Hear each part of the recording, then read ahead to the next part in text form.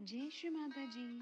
विश्व के सभी भाई बहनों का निर्मल धाम आश्रम आवड़गांव, तालुका राहुरी व जिला अहमदनगर स्थित व परम पूज्य श्री माता जी निर्मला देवी द्वारा स्थापित विश्व का पहला आश्रम आप सभी का सहर्ष स्वागत करता है। आरड़ के संबंध में बताते हुए श्री माता जी ने एक प्रवचन में बताया है कि यह वो जगह है जहाँ मेरे पुरखों का राज था और वे वहाँ के राजा थे। आरड़ कहा जाता है कि आवड़ गांव के पास निवासा में श्री विष्णु ने पाकशाला में अमृत बांटा था।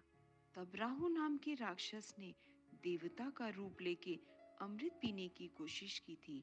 तब श्री महालक्ष्मी ने राहु राक्षस का वध करने के लिए उसके पीछे दौड़ी। देवी लक्ष्मी ने राक्षस का वध एक मुसल से किया, इसीलिए इस गांव का नाम मुसलवाड़ी हो गया। राहु राक्षस के नाम से राहु और री जो कि महालक्ष्मी का नाम है, उसी से इस गांव का नाम राहुरी पड़ गए।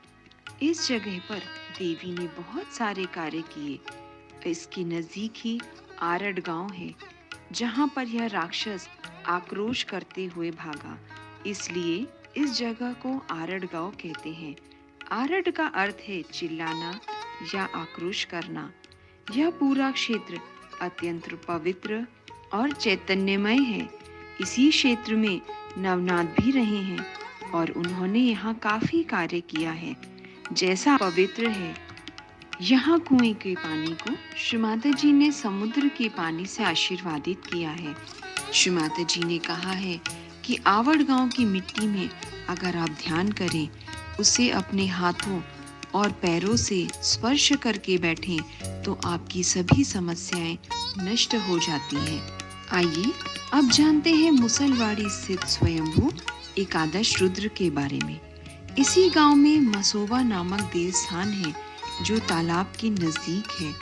परम पूज्य श्री माता जी ने इस स्वयंभू का चैतन्य जानकर यहाँ एकादश रुद्र का शिलान्यास किया, जो कि पूरे विश्व भर में एक ही है। संत थे।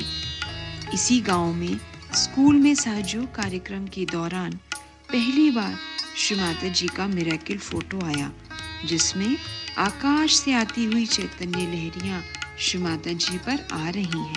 राहुरी के सहयोग की विश्व भर में विशेष पहचान है। परम पूज्य श्री माता जी के पिताजी यहीं के शिंगवे नाइक गांव के थे।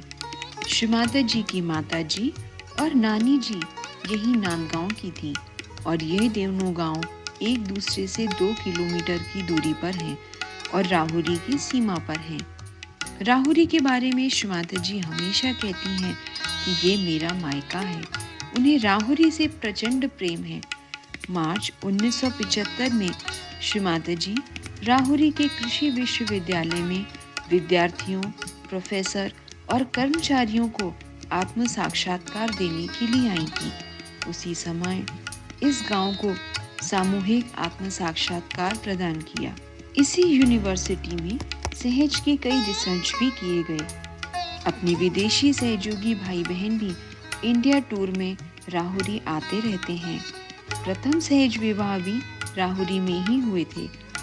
परम पूज्य श्री माता जी ने गांव वालों को सुझाव दिया कि आरड़ गांव का नाम बदलकर आवड़ गांव रखें, क्योंकि श्री माता जी को यह जगह बहुत ही पसंद है। सन 1988 में परम पूज्य श्री माता जी ने आरड़ गांव में 6 एकड़ जमीन एलईटी मुंबई के नाम से आश्रम के लिए खरीदी और इसी वर्ष यहाँ सहज वुमेन वेलफेयर सोसाइटी की स्थापना की गई।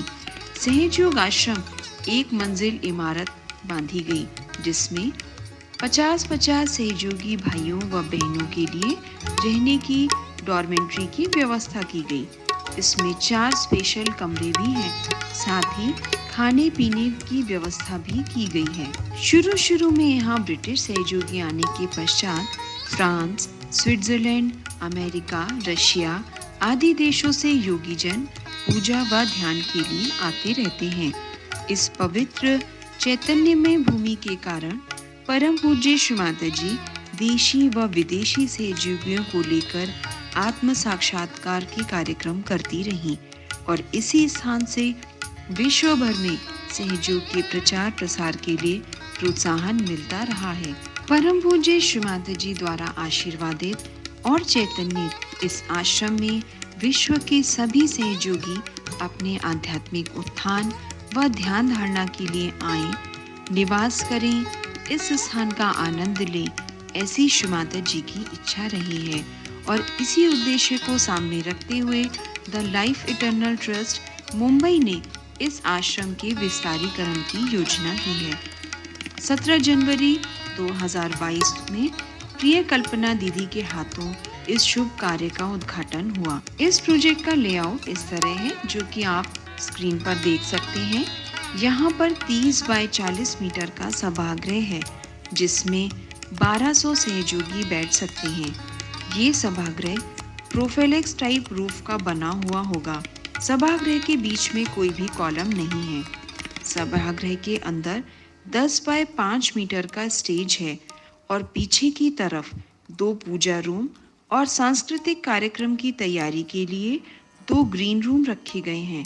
सभागृह के सामने पोर्च व दोनों साइड में गार्डन और बैठने की व्यवस्था भी की गई है। 110 सहयोगी भाइयों और 110 सहयोगिनी बहनों के लिए इस आश्रम में अभी तक महिला सक्षमीकरण व महिला सशक्तिकरण के तहत महिला सेमिनार आयोजित किए गए हैं। यहाँ वर्ष भर सभी पूजाएं भी होती हैं। इस आश्रम में हर शनिवार शाम 6 बजे नियमित मेडिटेशन सेंटर का भी आयोजन होता है। आसपास के सभी गांवों में सहज प्रचार प्रसार का कार्यक्रम नियमित होता रहता है। आश्रम का यही उद्देश्य है कि आगे भी सारे विश्व के सहयोगी यहाँ आकर सामूहिक सेमिनार का आयोजन करें और सहज ज्ञान का आनंद लें और दें। विश्व के सभी सहयोगी इस कार्य के लिए the life eternal trust Rahuri और मुंबई की तरफ से सप्रेम आमंत्रित है।